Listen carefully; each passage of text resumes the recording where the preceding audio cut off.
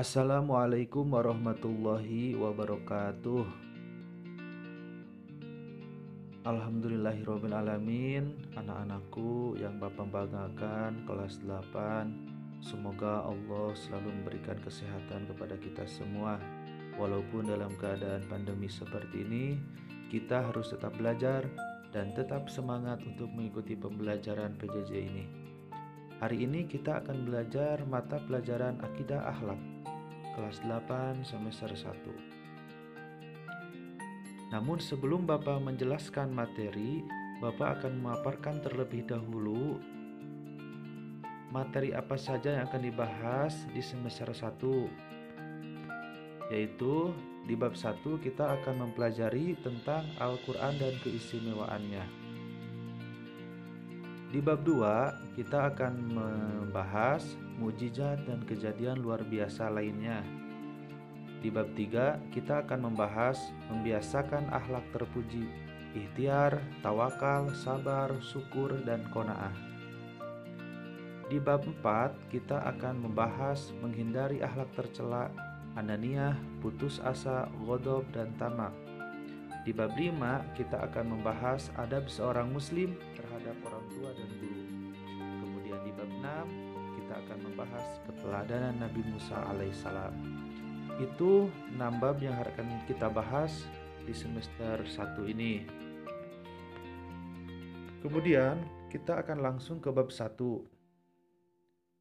Bab 1 yaitu ke Al-Quran dan keistimewaannya.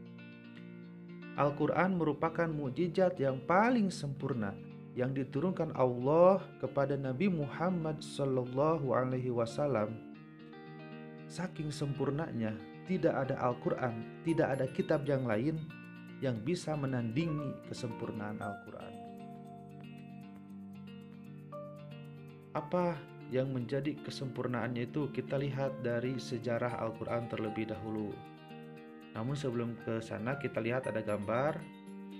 Di sini ada seorang anak yang diberikan penghargaan oleh para juri dari Mesir ya. Ini adalah Musa, Hafiz Al-Quran cilik Indonesia yang juara dunia di Mesir.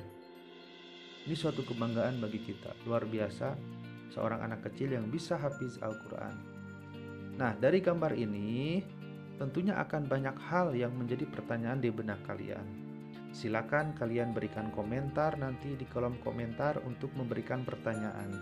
Seperti halnya contoh di bawah ini, apa perbedaan Al-Quran dan Alkitab sebelumnya? Itu salah satu contoh. Nanti kalian bisa kembangkan apa yang kalian pikirkan ketika kalian melihat gambar di atas. Kemudian kita masuk ke materi, yaitu sejarah diturunkannya Al-Quran. Al-Quran diturunkan Allah Subhanahu wa Ta'ala kepada Nabi Muhammad Sallallahu Alaihi Wasallam dalam jangka waktu kurang lebih 23 tahun, atau yang lebih jelas 22 tahun, 2 bulan, 22 hari, melalui perantara malaikat Jibril secara berangsur-angsur. Dimulai dari bulan Ramadan ketika Nabi Muhammad bertahanus atau menyendiri di Gua Hiro, hingga wahyu terakhir ketika sedang melaksanakan haji wada. Surat-surat dan ayat-ayat Al-Quran diturunkan secara bertahap kepada Nabi. Jadi tidak secara langsung ya, melalui proses yang sangat panjang. Sehingga kita bisa membaca dalam satu mushaf.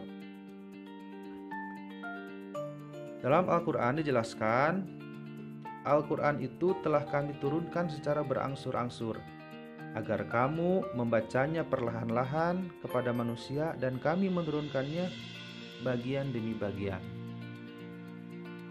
Setelah wahyu diterima, kemudian Nabi Muhammad membacakan kepada para sahabat yang mendengarkannya.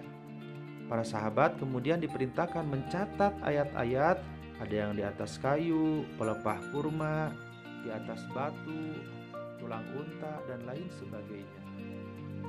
Di antara para sahabat yang ditunjuk, di antaranya ada Abu Bakar, Umar, Utsman, Ali, Muawiyah, Zaid bin Sabit, Ubay bin Ka'ab, Khalid bin Walid, dan Sabit bin Qais.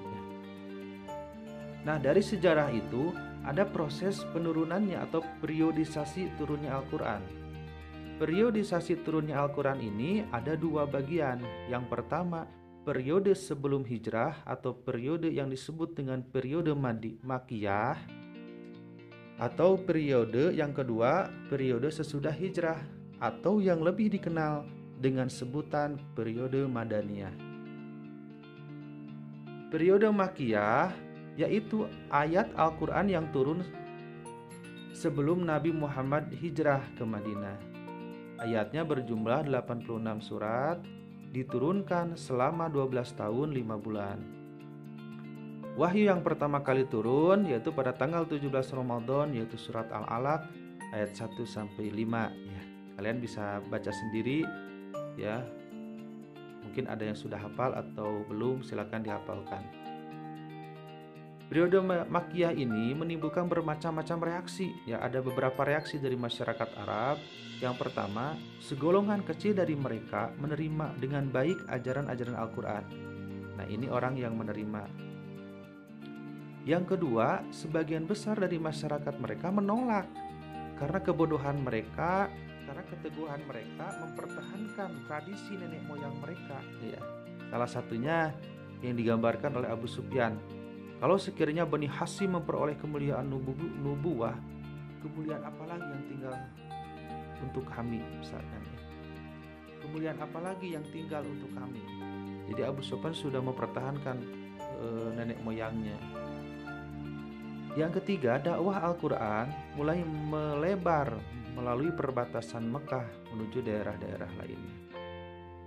Kemudian yang kedua, ada periode Madaniyah. Periode Madaniyah yaitu Al-Quran yang turun sesudah Nabi Muhammad SAW melakukan hijrah ke Madinah.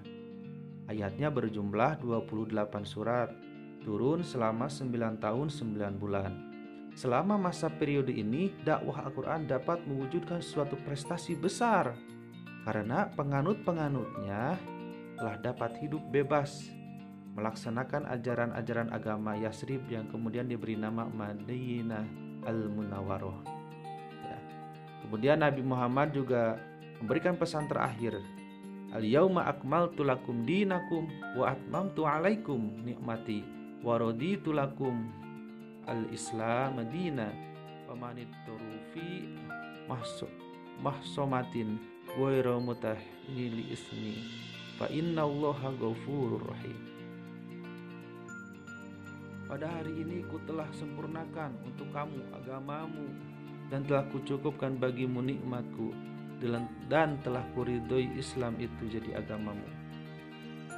Dari kedua periodisasi ini dapat kita simpulkan bahwa Al-Quran merupakan mukjizat yang paling sempurna yang diturunkan Allah kepada Nabi Muhammad, yang diturunkan kurang lebih selama 23 tahun, dan periodisasinya terbagi menjadi dua. Ada periodisasi Makkiyah dan yang kedua periodisasi Madaniyah. Mungkin itu yang bisa Bapak sampaikan hari ini. Silakan kalian untuk meresume atau merangkum materi yang sudah kalian dengarkan dengan apa yang Bapak paparkan hari ini dalam bentuk tugas. Terima kasih. Assalamualaikum warahmatullahi wabarakatuh.